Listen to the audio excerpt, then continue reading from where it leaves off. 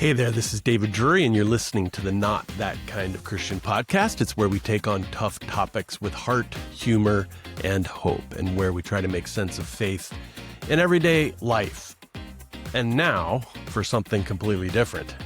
Today's a bit of a change of pace. I'm hitting you with some news, a few notes of note, and a schedule update about this podcast. So I'm kind of going solo today.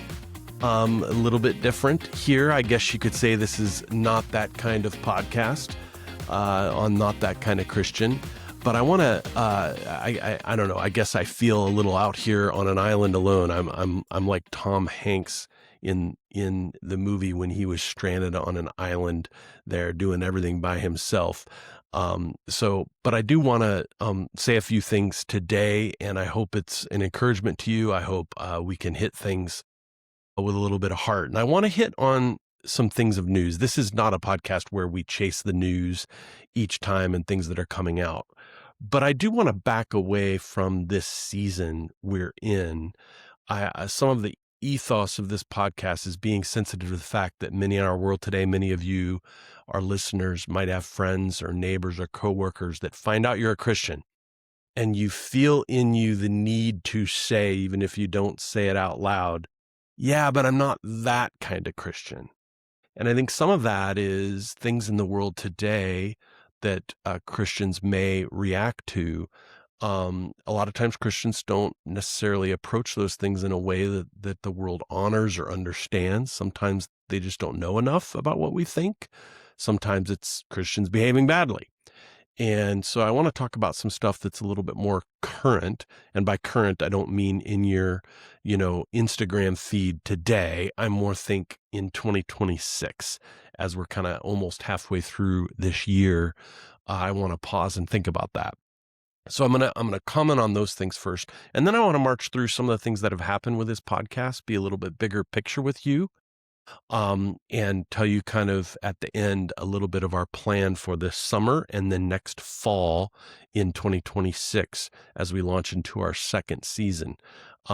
So first of all, I want to pause and talk about 4 things that I think are on people's minds in 2026 in an increased way. And the first one is artificial intelligence. Now, perhaps you're sick of hearing people talk about AI, or perhaps sick of people using AI or mentioning they're using AI. I'm sure you're sick of seeing AI photos and videos, unless they're of silly cat and dog pictures.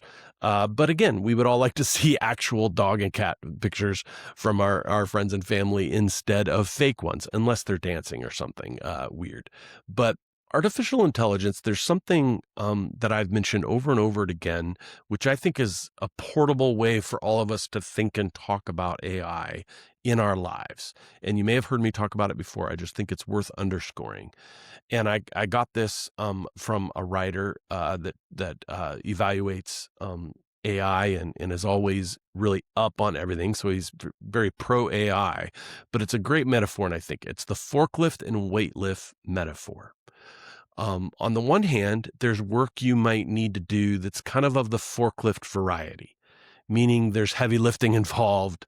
There's something that might be a mundane task, just like a forklift might move a pallet of stuff from here to here, and there's nothing like morally or ethically important about you using your back and your muscles to move them from here over to there.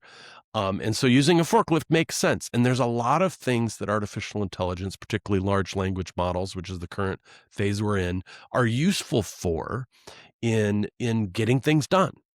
And that is a good and ethical and I think right way to use these tools. So if there's something like that, that's good. Then there's weightlifting. Imagine going, you get up at 5:30 in the morning, put on your gym clothes, you drive to the gym, and then you have a robot lift weights for you while you watch and perhaps scroll your feed. Guess what? That's not good. That's not helping you in any way. You're going to have bad effects from that. It's a waste of time. Why have a robot lift weights for you? You're going there in order to improve yourself. You're going there in order for you to get stronger. And if anything, you're wasting your time and it would seem silly. Of course, that's also what happens when we use large language models to do things where we are intended to grow, where we are intended to learn. We need to not use these things in order to basically stunt our own growth in one way or another. So that's the real problem. And if you have concerns about the use of AI, I think that metaphor might be a way of thinking about it and talking about it with other people, of even discussing it with your children. This is almost all of our concerns related to AI and education have to do with the problem that they're kind of weight lift uses of AI. There are things in education that are forklift uses that are just mundane things here and there. And I think even in education, you have to ask yourself, how much are we asking people to basically do forklift work for their education when they really should be doing weightlift work for their education? So they will be more inclined if we have assignments and if we have education that's designed around actually bettering ourselves rather than doing busy work to prove we paid attention in class or reading them. I do think there's another level of this beyond even the forklift, weightlift, our own ethical choices.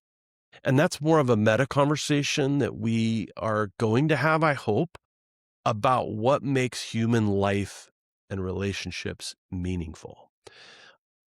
There's a hidden challenge that comes with AI about humanity. We, much like science fiction books and science fiction movies or television shows, they're really not about technology or the future. They're about humanity. If you really analyze them and go a layer deeper, they tell us something about us.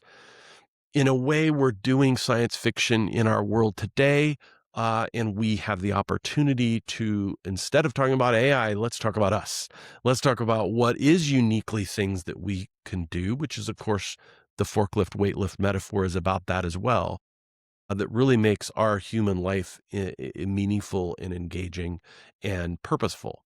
And of course, I think that has many spiritual connotations to it. We can't really answer that question well, I believe, or with significance unless having a spiritual conversation. So in some way, for those of us that care about that, which is I hope everyone listening, we can use this era to have a deeper level conversation. I would direct you towards the podcast that I was able to record with Kenny Jang, who's a great expert in this zone.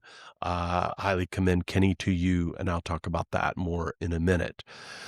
So AI is on the brain. Another thing that's on the brain that I'm hearing a lot about is a bunch of women in ministry debates.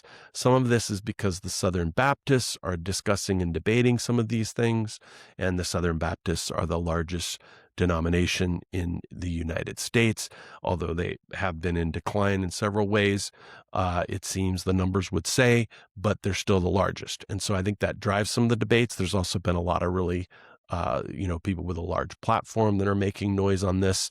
I don't want to spend a ton of time on it, but I do want to direct you to Ken Shank, who's been a guest on the pod, but we didn't talk about women in ministry. But frankly, we didn't talk about 40 things that Ken has published on. Like, the guy has a ton of great content out there. But one of the things he's done really well on is talking about women in the Bible and women in ministry. He penned a great thing about why my denomination favors women in ministry. He wrote it. It's just called that, Why Wesleyans Favor Women in Ministry. He also helped coordinate a women in ministry course at Wesleyan Learn. And then he has a whole series up on YouTube, which diving deep into specific passages, which people interpret as complementarian, that use in order to kind of as a crudgel against women serving in ministry in the world, in the church. And it's kind of a response to Mike Winger in particular, who puts out a ton of content. And it's really a challenge to that discernment. And the great thing about that is Ken is a great scholar of New Testament and of Greek, but he's able to communicate in a way that is relatable. So if you're ever really diving deep into that subject and want to know and go deeper on things, I think Ken is a great person that has grounded scriptural answers to many of the questions people have. So I commend that to you. Also had a pod earlier this year on the more historical side with Elizabeth Glass Turner, who talked about the great long history throughout church history. And then, of course, more than 100 years ago in the United States and in England. She has a ton of great content on that. And so I commend her Substack to you. And then also the pod I was able to record with her earlier this year about women in ministry. So that's something that's been on the brain. I know that a lot of people are kind of trying to figure out. It may be that you and your church have wondered, what that would be like in your church. Maybe you haven't had a lot of exposure to women in ministry or women preachers. I personally am wholeheartedly supportive because of the kinds of thing Ken Shank goes through in his writings. That has been really convincing to me, even though the seminary that I went to in grad school, almost none of my professors and the ones that did support women in ministry probably didn't talk about it. It was really a no-no, those people, but I have been convinced by those arguments along the way, and so I commend that to you. Another thing that is on the mind, I think, is a lot about overstimulation. We have this sense in which now that we have these, little computer machines, miracles in our pocket, we find ourselves being overstimulated, being constantly engaged by digital media. And so a lot of people are concerned about this. There's a lot of, I read a lot of content right now about people that are trying to counter this. The high school that's just a mile away from where I'm recording right now that my kids went to, they now have outlawed phones in that school. The country of Australia has now, I believe, moved in that direction. And now has across the board, there's a lot of people saying, hey, we need to figure this out for our young people. We haven't yet figured it out as adults, by the way. And so I think it's something we all need to be thinking about, and how much we have lost quiet in our lives. How many of us, if we're honest, would say it's harder to pick up a book and stick with it these days. Many of us would struggle to even put our phone in another room than our body. Think about that. Is there any other object other than maybe my glasses that I would struggle leaving in another room? And not getting anxiety about it. I actually joined a thing called Finding Quiet with Holly Norton and Dave Horn, which was a helpful, they had a bunch of exercises just on finding quiet and on finding different rhythms and patterns in our lives. And during that session, they actually had us do something where we were completely quiet in the space we were for 15 minutes, I think it was. So it wasn't even that long. And it was a stunning revelation for me. I was actually right in this room that I'm recording in right now, my office, my home office. And I actually have up on the wall, right up there, a clock. It's just like any other clock. And I glanced at it for, oh, am I going to be late to a meeting or whatever? And what was wild for me is I realized, and I confessed this in this group, that I didn't realize it was a very loud clock. Tick tock, tick tock. So loud that while I was having that quiet time in my office, I actually went over and stopped the clock. That's because I usually am either on a Zoom call with someone or I'm playing music. I like to play music while I write and even while I read and certainly while I work. I don't really get quiet in this room at all. And actually, I've stopped that clock and I left it stopped. It's still stopped at that time from that session with Holly Norton and Dave Horn. And I have been trying to find some quiet. I love listening to podcasts. I even use some spiritual formation apps. Some of those Dave and Holly have recommended to me. Those are all good, but I've had in a journey, and I think a lot of us might be drawn by this, a desire to say, am I ever getting any actual quiet? I mean, I have this in my ear right now so that I can hear this recording. But I use this all the time as a crutch in my life of just to fill the air with more noise. Now, there's a lot of great things about that. I think I've listened to some great podcasts, listened to some great audiobooks, and listened to some good music. But I do wonder if part of what we're all trying to find is a little bit more, or maybe even if we don't know it, we need some spaces of quiet. I I would direct you towards the podcast I did with Holly and Dave about kind of spiritual rhythms and quiet in our lives. And also they do an ongoing session with people where you can go through a cohort learning some skills and some tools in doing that. So that'd be a great thing to think about. The fourth one and final of these kind of news oriented things I think that we're thinking about in 2026 in my mind is politics. Now, this is not a political podcast. We don't talk about politics directly, nor what's in the news feed. But I think the thing that's on our mind is, why is politics so divisive? Why is politics driving so much of the narratives that we think about in our world? And I think a lot of us, if we're honest, we would say, why do I think about it so much? And the real problem is idolatry. Um, Idolatry is perhaps most evident when we think about the things we spend the most time on, the most money on, the things that make us most concerned, the things that we think about when we have downtime, when we're not working or we're not doing something for the Lord, the things that make us the most happy or angry, that give us dopamine hits, the things that cause us to form relationships or break friendships or break family bonds.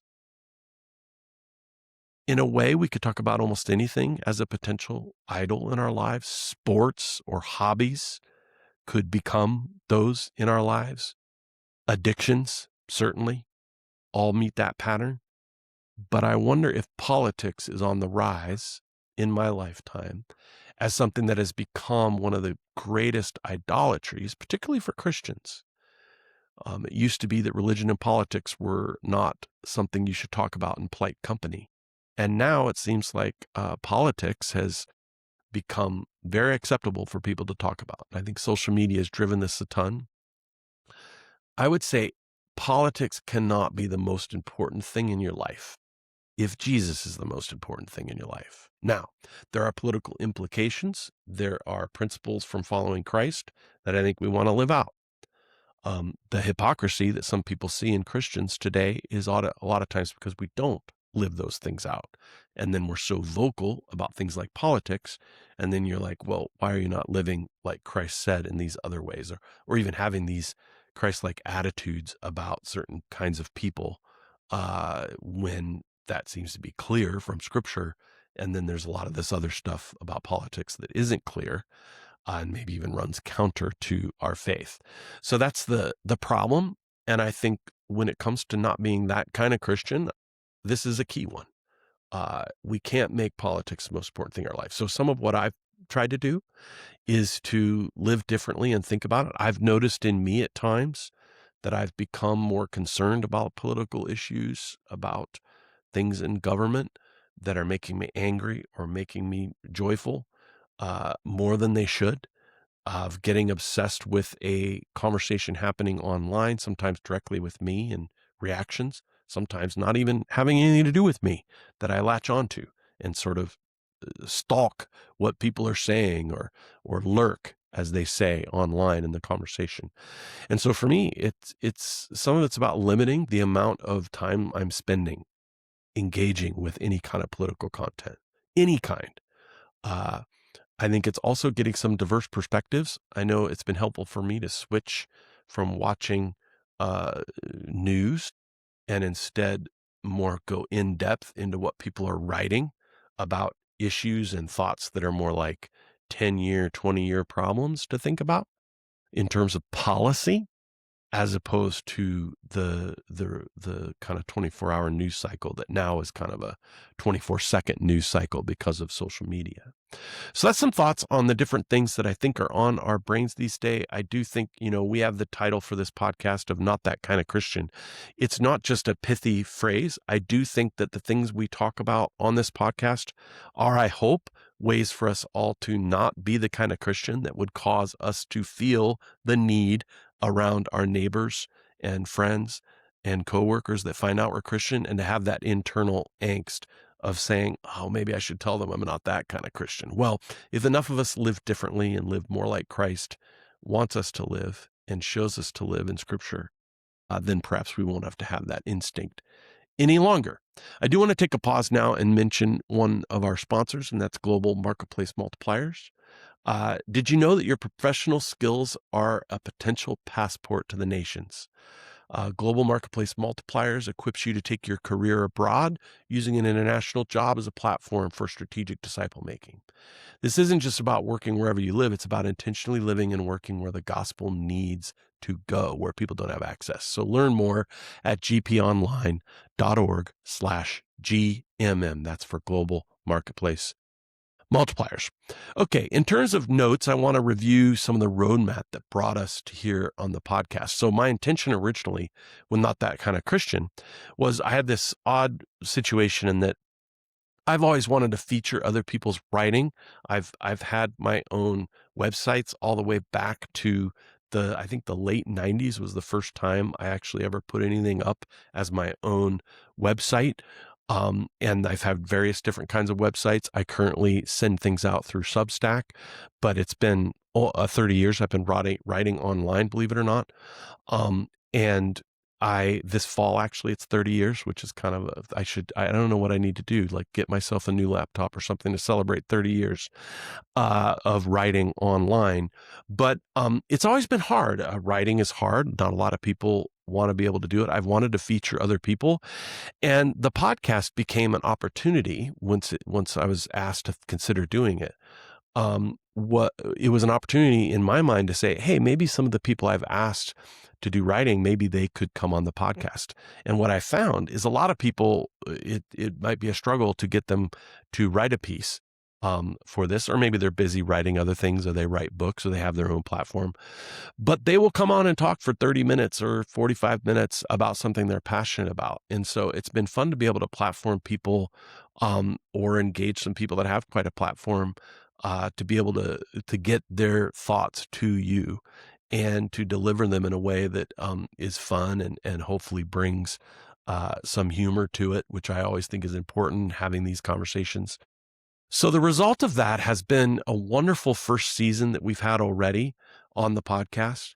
I want to be able to mention to you some of the pods that I think have been, ones that I want to direct you to if you missed them. So I'm going to march right through here and mention to you the podcast that we've had. So our very first podcast was January 8th of this year, season 1, episode 1, with Mark Forrester and Gloria Lopez. We talked about how we can use social media wisely. This was great because Mark is the head of communication with the Assemblies of God churches, and Gloria Lopez has the same job with the Converge Network. So they both have a job that includes major social media leadership, but then they also personally use social media. And they both are younger than me. Gloria's quite a bit younger than me. And I thought they brought in some unique perspectives on that and had a helpful podcast. So that's the very first one we had this year. Then we talked about God at Work with Steve Deneff and Hannah Lindsay. Hannah is a teacher in the schools system, and Steve is her pastor. And we kind of talked about it from those two perspectives of what it really means to care about our workplaces and see them as a place God is using to have redemptive conversations and to support and serve the people we work with. That was episode 2. Episode 3 was The Greatest Injustices in the World Today. And there I had 3 guests, Joanne Lyon, Nikki Nettleton, and Jen Peterson. Joanne Lyon is the founder of World Hope and the former general superintendent of the Wesleyans. Jen Peterson is the current head of World Hope and previously worked at International Justice Mission and has been a church planter in Manhattan, New York City. And then Nikki Nettleton was at the time the Learning and Leadership Director when we recorded that for Global Partners. Since then, she's been elected as the Executive Director of Global Partners. So here we were talking about all kinds of things that are injustices, all the way from human trafficking and people not having access to clean water, to even talking about the gospel access problem of people not having access to the good news of Jesus Christ. So it was interesting dialogue. Of course, with three guests there was quite a bit of activity and liveliness to it. That was season 1, episode 3. Episode 4 was with Josh McNall. There we got to talk about Micah 6:8, this wonderful text that he is writing a book on. I heard him talk about that when we were in Hungary for a conference this past year, and immediately thought, oh man, I need to have a conversation with him. He's very articulate about what Scripture says, and of course is a great writer. There's a lot of great books by him out there, and that was episode 4. Episode 5, we had some fun. I had on 3 Bible scholars, Elaine Bernius, Ken Shank, who I mentioned earlier, and John Drury, my brother. And we just went into what are the strangest and funniest commands in all of Scripture. We did that as a draft, sort of like a fantasy football draft. We actually drafted different verse. If you just want to have a fun time laughing about some of the more obscure scriptures out there, that's a good one. But of course, those 3 scholars helped us go a level deeper and also helped us apply it to our lives in a way to say, what can we actually learn from some of these? It's actually a surprisingly fun and great learning conversation. That was episode 5. Episode 6 was what should every Christian know about Muslims. In this one, we actually talked about 2 people that currently live in Muslim countries, one in the Middle East and one in Central Asia. And we were able to talk to them. We actually concealed their identity because of where they're located. So it's audio only for those of you that watch video over on YouTube or on Substack that wasn't on video in those location, only audio. And we changed their names. But that was a great conversation just about what it means to actually live and work among Muslim people. I think that helped many of us don't have, many Christians don't really understand Islam, might not know how they should be interacting with Muslims.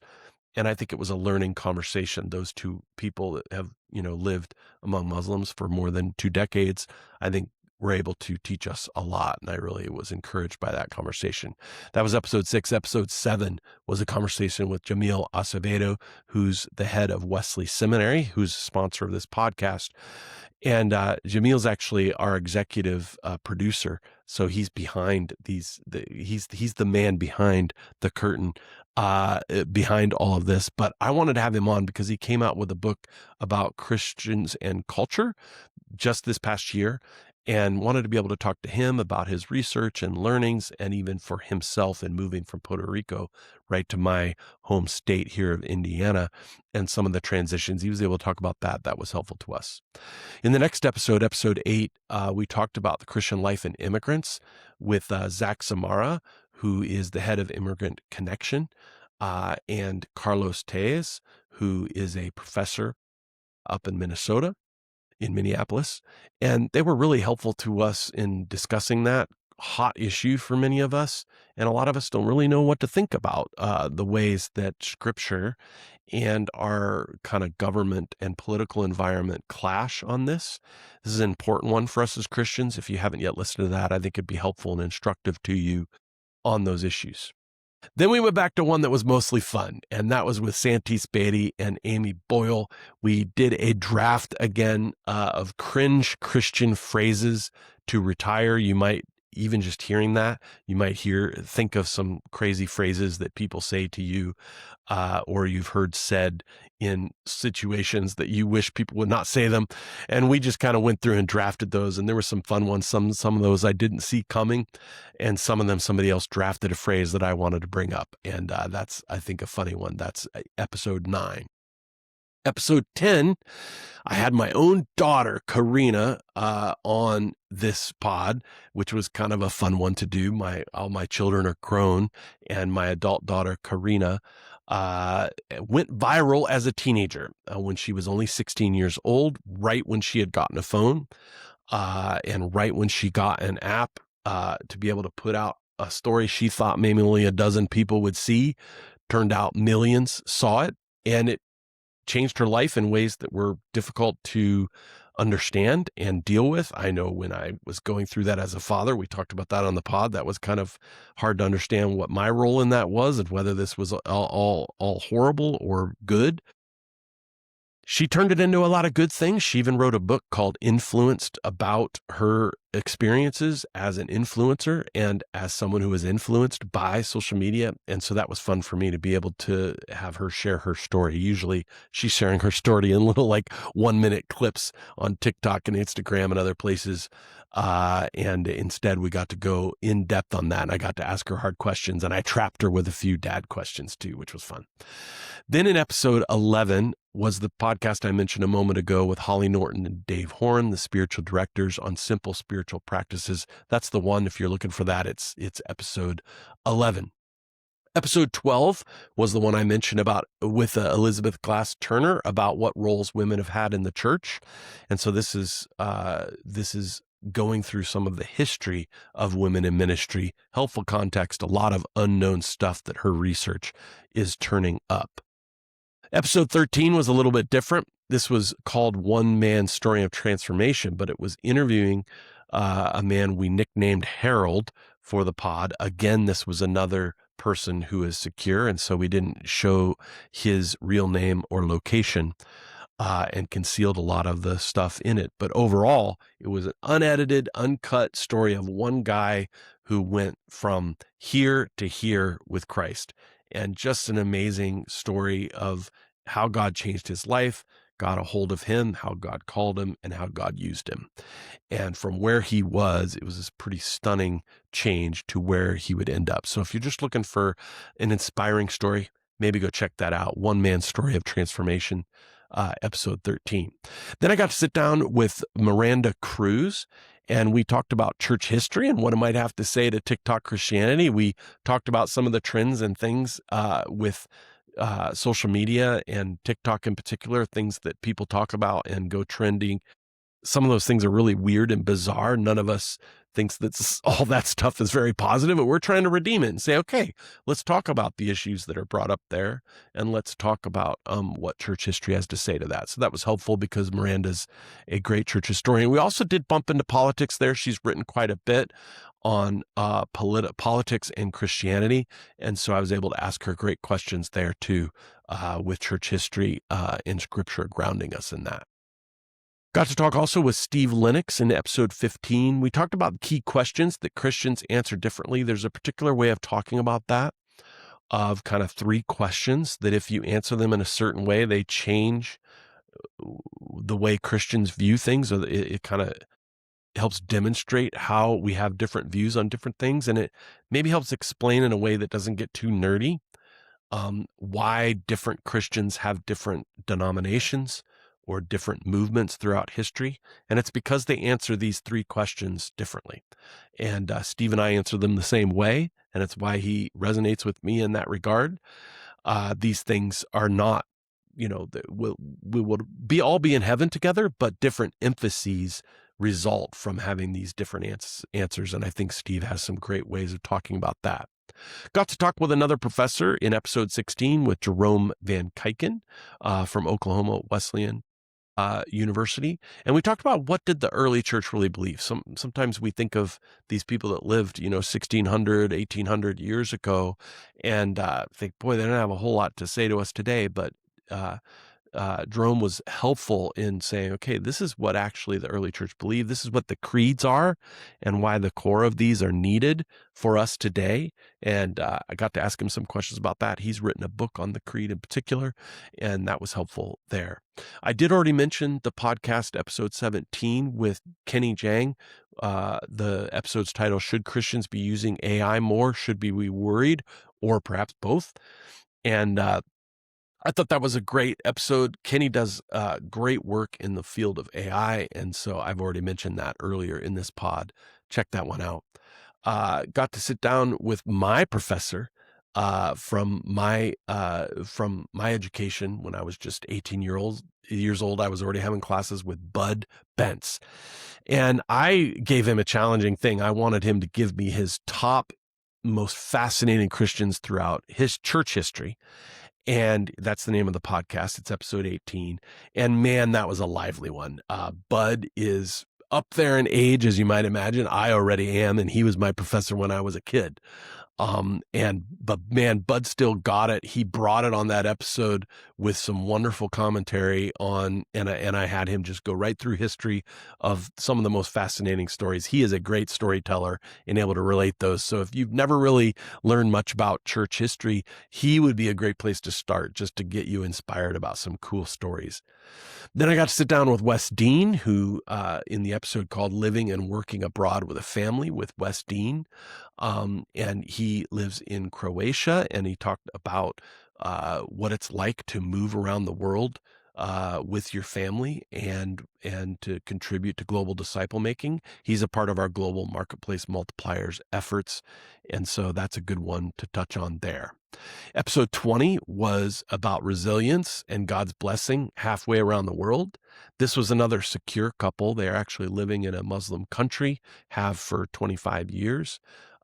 So we gave them the names Dylan and Krista, and they shared their journey of some really, really hard stuff. You won't even believe some of the stuff they went through, particularly early on in serving, and then a lot of faithfulness through the years and obedience to God without much fruit.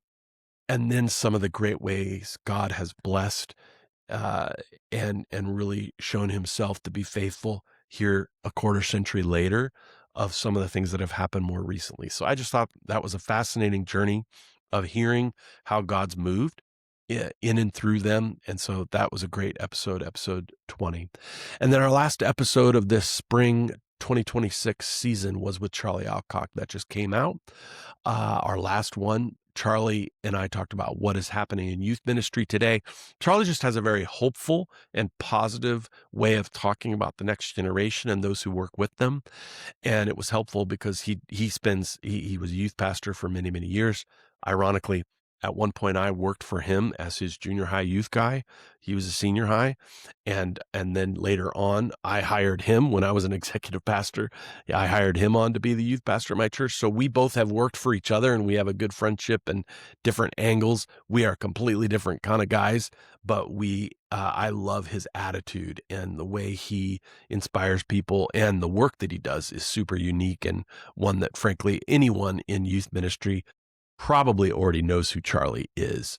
But for all of us that maybe aren't in youth ministry, aren't volunteers in our youth ministry at our church, I think he's somebody that can help us think through why youth ministry matters and maybe why we might want to volunteer in our local youth ministry.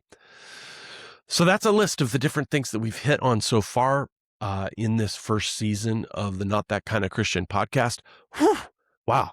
Going through all that, there's a lot going on. We did all that since Christmas. And so a lot of great conversations that I hope were helpful to you along the way. And if you missed one of those, you might want to check it out. I do want to mention, another one of our sponsors, and that's Wesley Seminary. If you don't, know about it, Wesley Seminary is a really unique place, and it's something that I think would help you. You don't have to leave your ministry to grow in it. Wesley Seminary at Indiana Wesleyan University offers practical, accessible, theological education designed to fit your actual life. So prepare for local and global leadership without pressing pause on your call. You can always go to IndWes, that's indwes.edu/seminary to find out more about Wesley Seminary. So that's where we've been. Now, where are we going? We all along had planned to do this intense run of every single week. We have done a podcast every single week since Christmas. Isn't that nuts? And now we move into our summer schedule. And along the way, we knew even from the beginning before we launched, we would do this intense run, and then we would take a slower pace in the summer. A lot of you might have vacation coming up, or you're just catching up on the long list of podcasts I already mentioned. You might not be able to keep up on all the pods that have come out. So we're going to give you a little bit of a slower pace in the summer. We're going to come out with one podcast per month, roughly. I don't want to promise too much, but that's what our intention is throughout this summer. And then we'll return with a second season starting in September. So we had our first season this spring, and then we intend to come roaring back with some great guests this fall. So I look forward to that. And thank you for making us a part of one of your routines. Maybe you listen to this while you work out, or while you're commuting, or while you're folding laundry or doing dishes, or maybe you're one of those people that watches it on Substack or on YouTube, and you like to get on your phone or at your desk looking and seeing the guests. Hopefully you have been able to see some of the great bright faces of the people on this pod, but I'm glad to be able to feature them for you. So that's our podcast for this week. This has been Not That Kind of Podcast for sure. And I want to give a big thanks at the end of this kind of run that we've had to Seth Strand, who works every single week to make the podcast possible. He's the one that edits this thing together, gets it posted, and makes sure we all are able to conveniently have it on our phone or app of choice. So thanks to Seth for all he's done behind the scenes to make it possible. And to our executive producer I mentioned earlier, Jamil Acevedo, the executive vice president of Wesley Seminary. Love his leadership there, and glad for his support and invitation even to do this podcast in sponsorship with Wesley Seminary. So thanks for joining this. Enjoy this, or watching it, or listening to it wherever it is that you listen to this. I do have one thing to ask you to do. I don't usually do a lot of requests for you to rate or give a review of this podcast. This is the first time I've ever said it. If you're used to listening to podcasts, that's stunning, because almost everybody says that every single episode. Probably I should. But take the time now. If you've listened to this, you're obviously one of the true blue believers of the Not That Kind of Christian podcast. And so probably you should do a review. So give us a review. And then, as always, please share it with other people, particularly if you find one that might be encouraging to someone you know, or put it out on the socials in some way so more people find it. I hope it's been helpful to you. We aren't doing this just so I can hear the sound of my own voice. And in fact, my voice is a little bit hurting here, having to carry a whole episode here by myself, like Tom Hanks on the island. But thank you for listening to this, and for listening to me for 40 minutes straight here. You're the best. Thanks for joining us. Have a great week.